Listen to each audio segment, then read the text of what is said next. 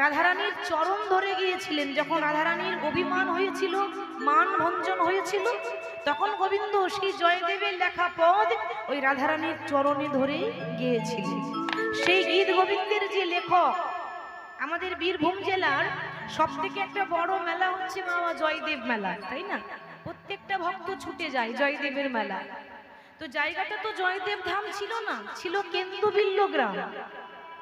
কেন্দুবিল্ল গ্রাম থেকে জয়দেব ধাম কি করে হলো সেটাই শুনবো ভক্ত জয়দেব পদ্মাবতীর কথা। ভক্তের ভগবান সিধাম নবদ্বীপের মাটিতে বাবা ভক্তগণকে সঙ্গে নিয়ে হরি নাম প্রেমে মাতোয়ারা হইয়াছে। ভক্ত ছাড়া তো ভগবান অসম্পূর্ণ। ভগবানকে পেতে গেলে কি দিয়ে পাওয়া যায়? ভক্তি যার ভগবান তার। ভক্তি যার কাছে নেই ভগবান তো তার কাছে থাকে না মা। তার প্রত্যক্ষ প্রমাণ দিচ্ছে রামায়ণ। রামায়ণে এক ভক্ত আছে যার নাম হচ্ছে পরম ভক্ত চণ্ডালিনী শবরী। যে জাতিতে একটা নিচু জাতের মেয়ে ছিল বলে কেউ ভালোবাসতো না বাবা। এই চণ্ডালিনী শবরীর জীবনে এত দুঃখ, চণ্ডালিনী শবরীর জীবনে এত কষ্ট। যখন 5 বছর বয়স এই শবরীর, মাত্র 5 বছর বয়সে সে নিজের বাবা মাকে হারিয়ে ফেলল। 5 বছর বয়সে যখন ছোট্ট 5 বছরের মেয়েটা অনাথ হয়ে গেল, কোথায় যাবে মা? মা নেই, বাবা নেই, অন্ন নেই, বস্ত্র নেই, নেই কোনো আশ্রয়। একটা ছোট্ট 5 বছরের মেয়ে বনে বনে ঘুরছে। ঘুরতে ঘুরতে কাঁদতে কাঁদতে বলে উঠল, দয়াময়, এ জগতে সবাই বলে তুমি নাকি কাঙালের ঠাকুর। এ জগতে সবাই বলে তুমি দয়াল হরি। তুমি যদি কাঙালের ঠাকুর হয়ে থাকো, তুমি যদি দয়াল হরি হয়ে থাকো, তাহলে এই কাঙালিনীর প্রতি কি কোনোদিনও তোমার দয়া হবে না? তুমি একটা প্রশ্নের উত্তর দিয়ে দাও, কোন অপরাধের জন্য তুমি আমায় এত বড় শাস্তি দিলে দয়াময়? আমার কাছ থেকে তুমি আমার মাকে কেড়ে নিলে, তুমি আমার বাবাকে কেড়ে নিলে, আমি কার কাছে যাব? এ জগতে তো আমার আপন বলতে আর কেউ নেই, তুমি ছাড়া। আমি মনে মনে প্রতিজ্ঞা করলাম, জীবনে যতদিন বেঁচে থাকবো, ভালো যদি বাঁচতেই হয়, একমাত্র ভগবানকে ছাড়া আর কাউকে ভালোবাসবো না। জীবনে যতদিন বেঁচে থাকবো, ভক্তের চরণ দুটো জড়িয়ে ধরে কাঁদবো, ভক্তের চরণ সেবা করব। এত ধৈর্য বাবা। ওই 5 বছরের মেয়েটা রাম রাম রাম রাম করতে করতে আজ এত বয়স হয়ে গেল যে ভালো করে হাঁটতে জানে না। এবার কিন্তু হাতে লাঠি ধরে হাঁটে। ভালো করে হাঁটতে পারছে না, বয়স হয়ে গেছে তো মা, হাতে লাঠি নিয়ে যায়, লাঠি ধরে যায়। মনে রাখবেন বাবা, লাঠি কিন্তু একদিন আমাদেরকেও ধরতে হবে। এ জগতে কোনো বয়স্ক মানুষ, বৃদ্ধা মানুষ যখন লাঠি হাতে করে নিয়ে যায়, আমরা ঠাট্টা করি, আমরা ব্যঙ্গ করি, ওই দেখ বুড়ো হয়ে গেছে তো কেমন লাঠি করে হাতে নিয়ে যাচ্ছে দেখ। ভুলে গেলে হবে না যে ওই রকম দিন আমারও একদিন আসবে। আমিও সারা জীবন এরকম থাকবো না গো। বেলা যে যায় বাসনায় আগুন দিতে হবে তো। আর তো কামনা বাসনা নিয়ে পড়ে থাকলে হবে না। সে অতি বৃদ্ধা চণ্ডালের মেয়ে শবরী একটা তাল পাতার কুড়ে ঘরে থাকে। কুড়ে ঘরে থেকে বসে বসে বলছে, প্রভু, এ জগতে সবাই বলে তুমি দয়াল হরি, তুমি কাঙালির ঠাকুর। এ জগতে সবাইকে তুমি কৃপা করো, আমার প্রতি কি কোনোদিনও তোমার দয়া হবে না? জানি না কোনোদিনও তোমার চরণ দুটো জড়িয়ে ধরতে পারবো কিনা, জানি না এজন্য আমি আর তোমার কোনো তোমার সঙ্গে দেখা হবে কিনা জানি না। কারণ আমার তো যাওয়ার সময় চলে এসেছে, বয়স হয়ে গেছে, জানি না কখন চলে যাব। কিন্তু যাওয়ার আগে তোমার কাছে একটা নিবেদন করে যায়। কি নিবেদন জানো প্রভু? ইহলোক ছেড়ে পরলোকে যাওয়ার সময় একটা নদী পার করতে হয়, সেটা হলো বৈতরণী নদী। আমি যদি নদীটা পার হয়ে যেতে না পারি, তুমি তো সেই কান্ডারি যে জড়া অন্ধ আতুর অব্দি হাতে ধরে পার করে দাও, আমি যদি নদীটা পার হয়ে যেতে না পারি, সেদিন যেন আমার হাত দুটি ধরে তুমি পার করে নিও। আমার জীবনী নদী তুমি নাইয়া,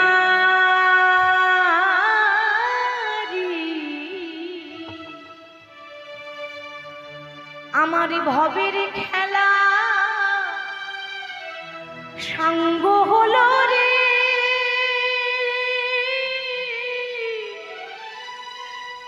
সেদিন দিও পার করে আরে আমার জীবন নদীর নাইয়া। আমার জীবন নদীর নাইয়া রে,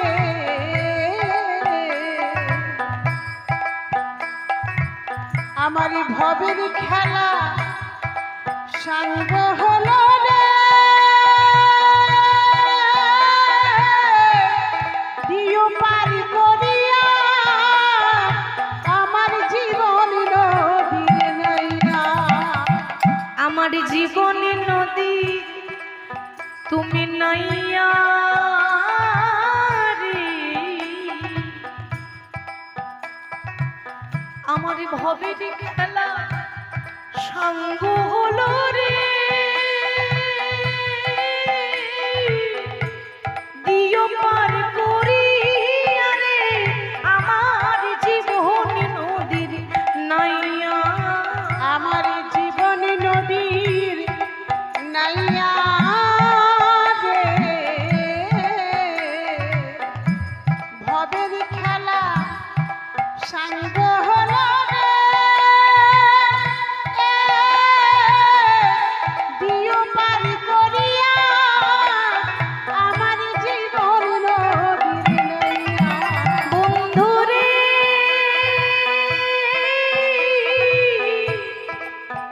ওই আমি কামনা বাসনার হাটে বেঁধেছিলাম বাসা, আমি কামনা বাসনার হাটে বেঁধেছিলাম বাসা।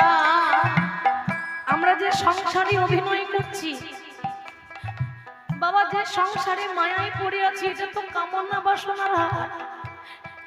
এই হাট তো চিরদিন থাকবে না, এই হাট তো একদিন ভাঙবে।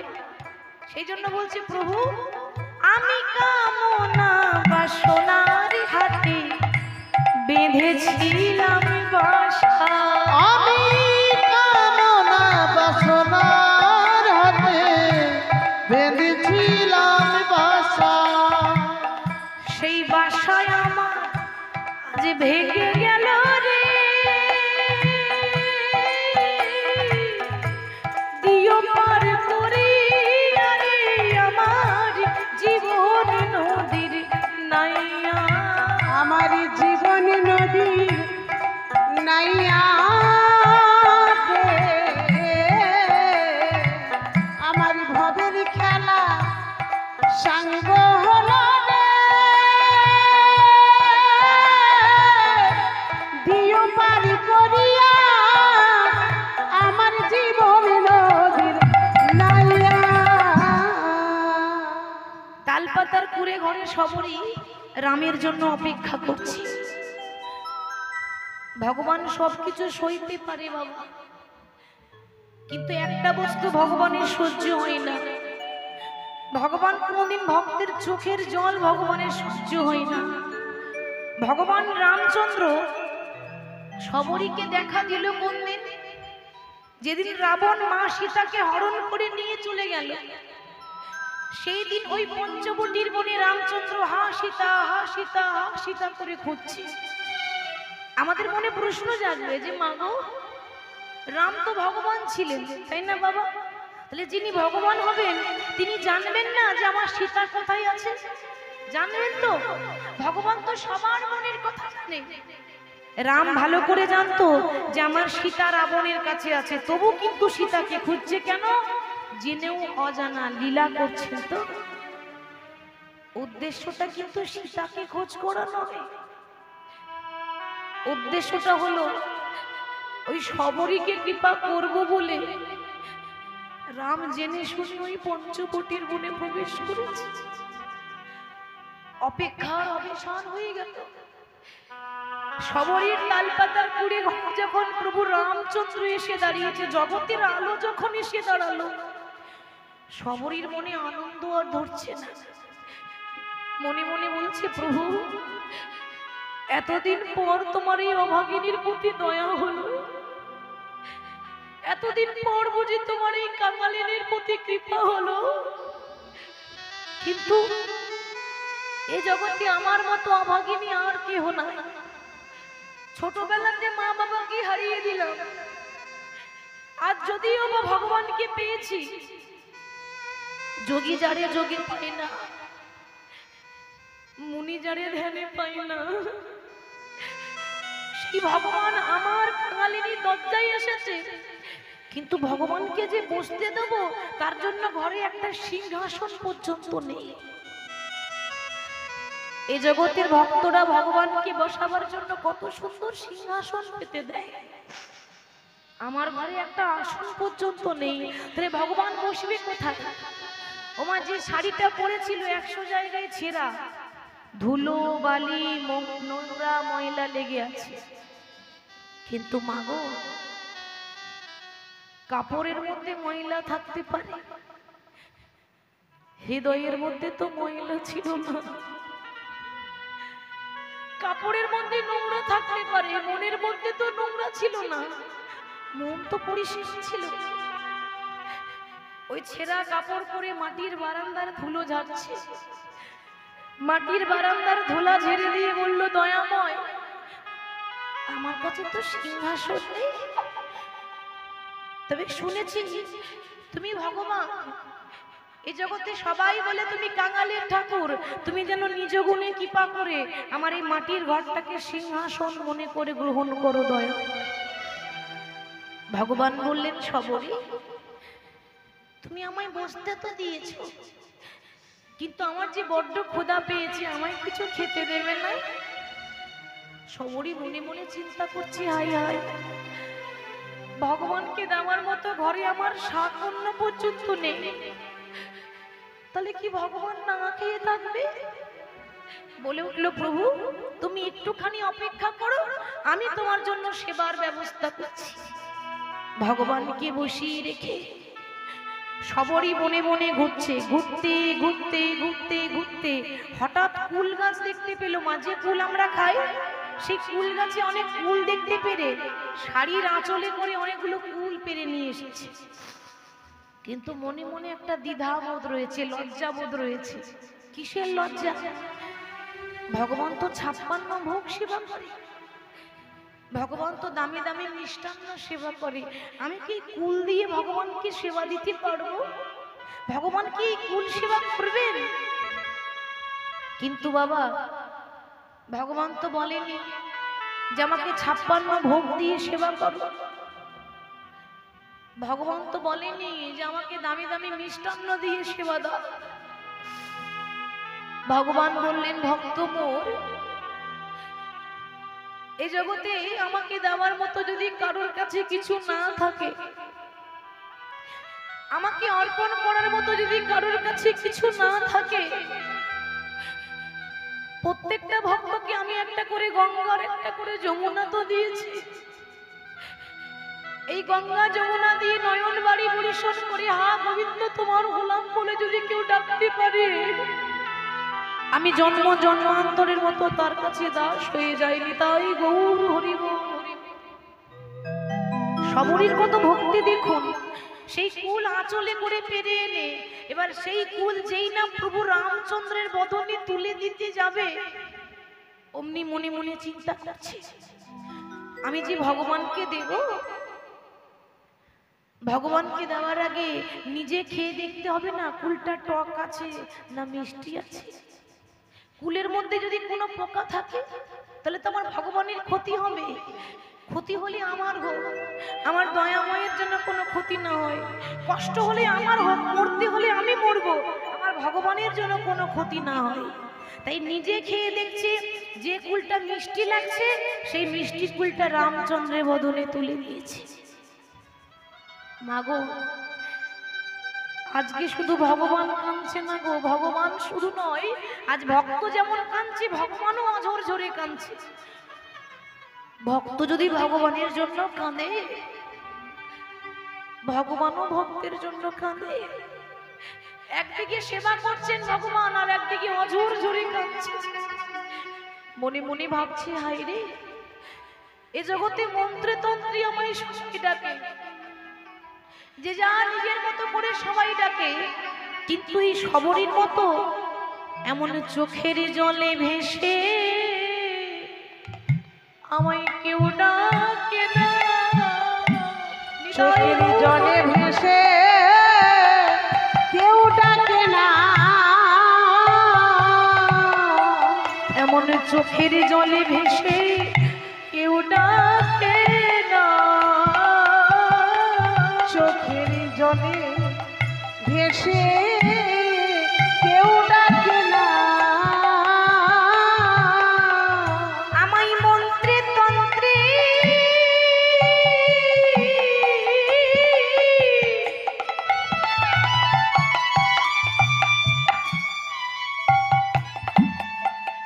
আমায় মন্ত্রে তন্ত্রে সবাই ডাকে, তবে চোখের জলে ভেসে আমায় কেউ ডাকে না।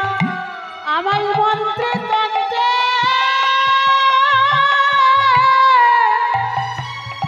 আমায় মন্ত্রে তন্ত্রে সবাই ডাকে,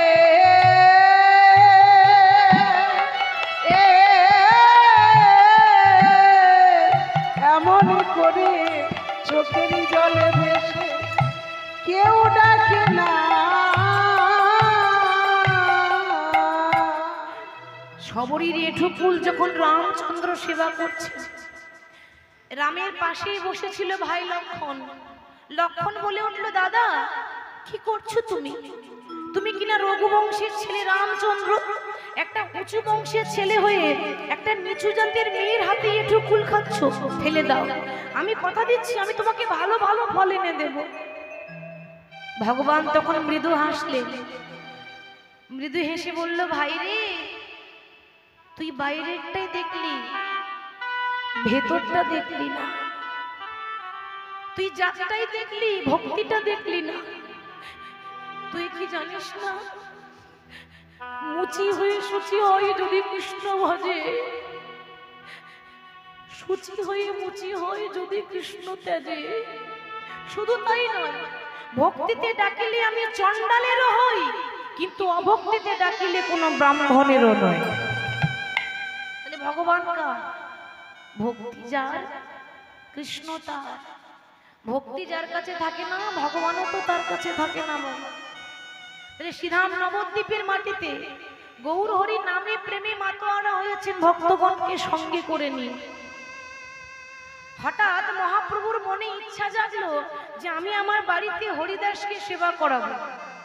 তা যখন মহাপ্রভু তার বাড়িতে হরিদাসকে সেবা করিয়েছে, নবদ্বীপের গোটা ব্রাহ্মণ সমাজ কিন্তু রেগে গেল। নিমাই, এ কি করলে তুমি? তুমি জানো না যে হরিদাসকে তুমি সেবা করিয়েছো সে তো আগে জবন ছিল, মুসলমানের ঘরের জন্ম, আর সেই ছেলেকে তুমি তোমার বাড়িতে সেবা করিয়ে তোমার জাতটাকে নষ্ট করে দিলে।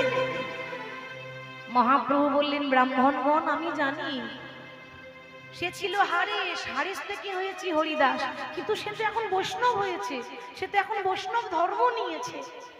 আর বৈষ্ণবকে সেবা করালে যদি আমার জাত চলে যায়, আপনারা বিচার করে বলুন যে কি করলে আমার জাতটা ফিরে আসবে, কি এমন করবো যাতে আমার জাতটা ফিরে আসে। নবদ্বীপের ব্রাহ্মণগণ এসে বলছে, শোনো একটা উপায় আছে। কি উপায় জানো? এই নবদ্বীপে যত যত ব্রাহ্মণ আছে সকল ব্রাহ্মণকে তোমাকে সেবা করাতে হবে, কিন্তু শর্ত আছে একটা, তোমার হাতের রান্না কেউ খাবে না। আমরা নিজের হাতে রান্না করে খাবো, তোমার তো জাত চলে গেছে, তোমার হাতে রান্না খাবো না, কিন্তু তোমার বাড়িতে বসে আমরা নিজের হাতে রান্না করে সেবা নেব। বলে তাই হবে। তাহলে আগামীকাল সকালবেলায় গোটা ব্রাহ্মণদের নিমন্ত্রণ। এই গোটা নবদ্বীপের ব্রাহ্মণ প্রভাতকালে ছুটে এসেছে, এসে দেখছে কি গো, তারা তো নিজের হাতে রান্না করব বলেছিল।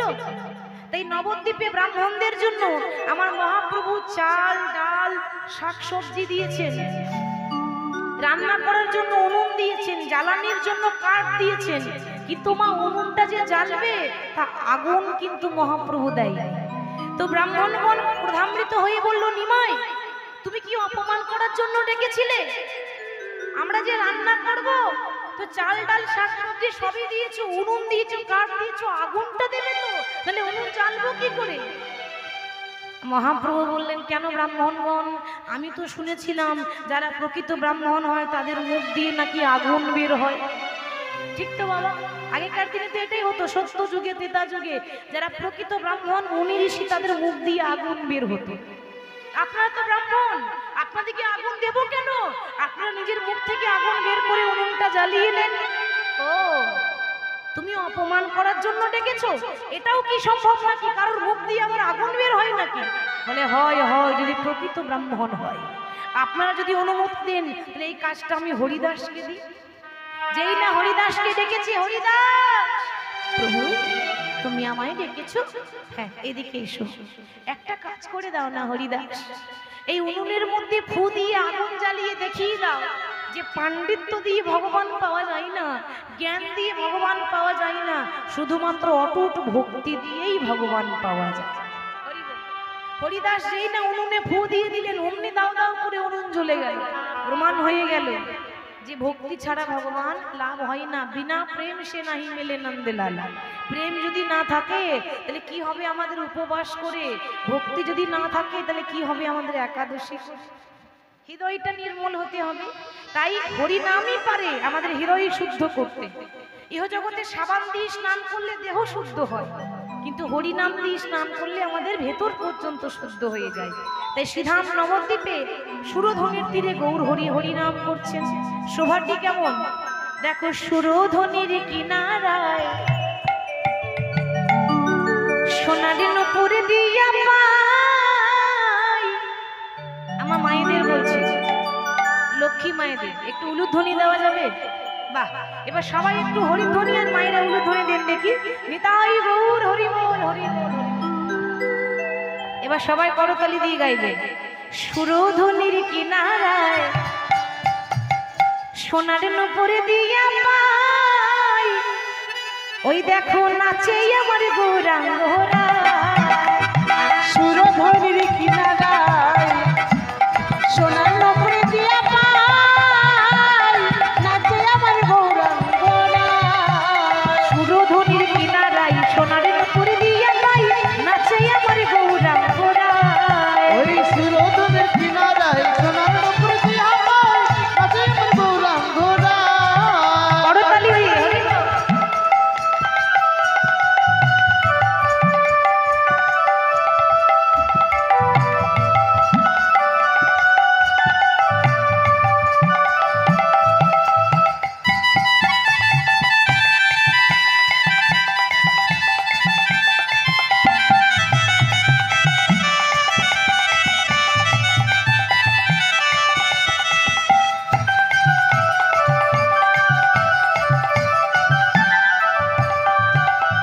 ভক্তগণ সঙ্গে করি মুখে বলে হরি হরি, ভক্তগণ সঙ্গে করি মুখে বলে হরি হরি। ভক্তগণ সঙ্গে করি মুখে বলে হরি হরি। ভক্তগণ সঙ্গে করি মুখে বলে হরি হরি। আর নয়নে প্রভু ফিরে ফিরে চায়, আর নয়নে প্রভু ফিরে ফিরে চায়, আর নয়নে প্রভু ফিরে ফিরে চায়। আর নয়নে প্রভু ফিরে ফিরে চায়। সুরধনির কিনারায় সোনার নূপুর দিয়া পাই, নাচে আমার গৌরাঙ্গরা।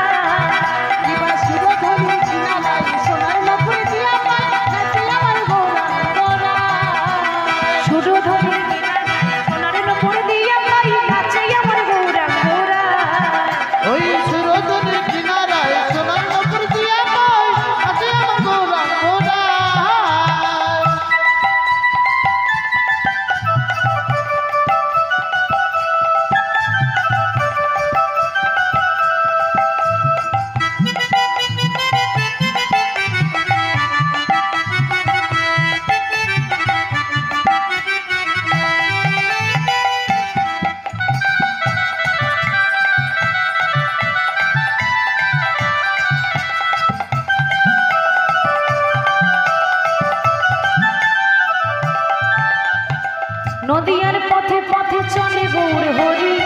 ঢোল করো তাল গোড়া সঙ্গে গণ করি নদিয়ার পথে পথে চলে গৌরে হরি খোল করো তাল গোড়া সঙ্গে গণ করি নদিয়ার পথে পথে চলে গৌর হরি ঢোল করো তাল গোড়া সঙ্গে গণ করি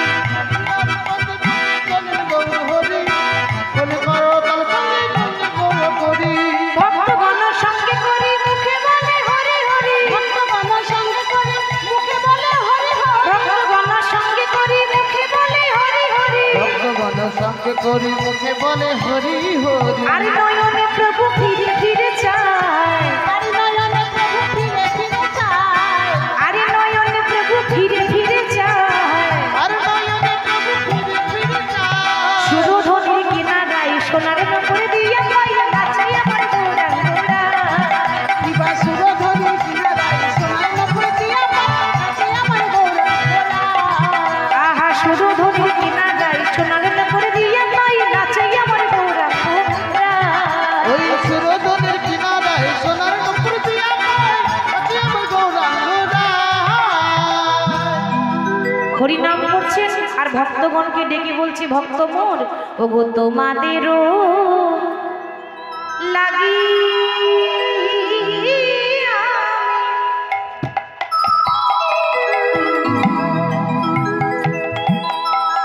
আমি হলাম অবতার তোমাদেরও লাগিয়া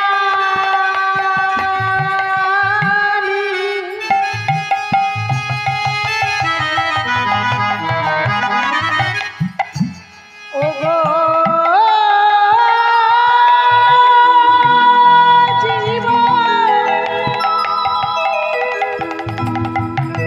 তোমাদের লাগিয়া আমার এই অবতার তোমাদেরও লাগিয়া আমি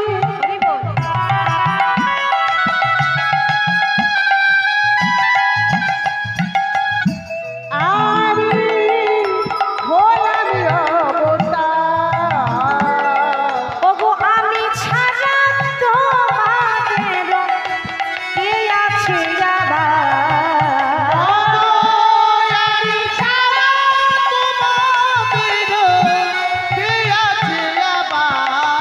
বলো বলো আমি ছাড়া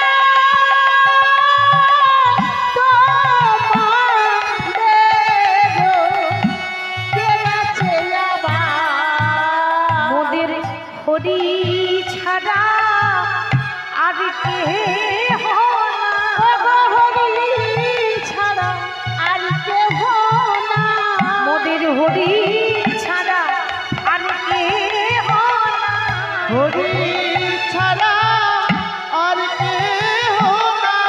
সদাই হরি হরি হরি বলো হরি ছাড়া আর কে নাই তাই গৌর হরি হরি বলো হরি ছাড়া আর কেহ না সদাই হরি হরি হরি বলো আজ প্রেমানন্দে বাহু তুলে হরি হরি হরি বলো বাহু তুলে হরি হরি হরি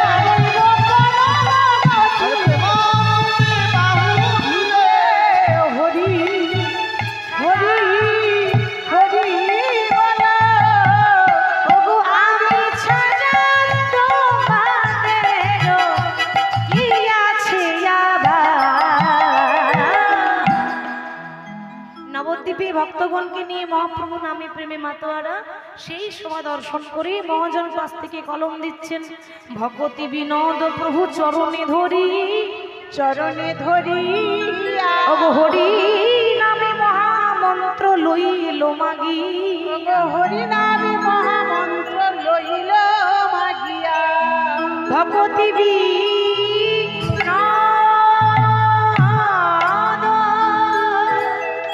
প্রভু ও চরণে ধরিয়া রে ভগবতী বিনোদ প্রভু চরণে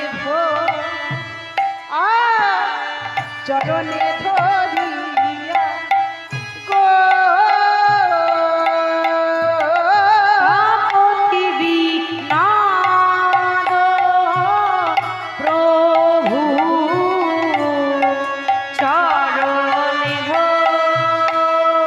চরণে ধরিয়া গো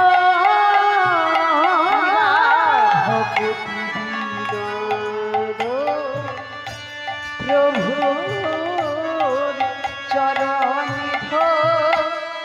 চরণে ধরি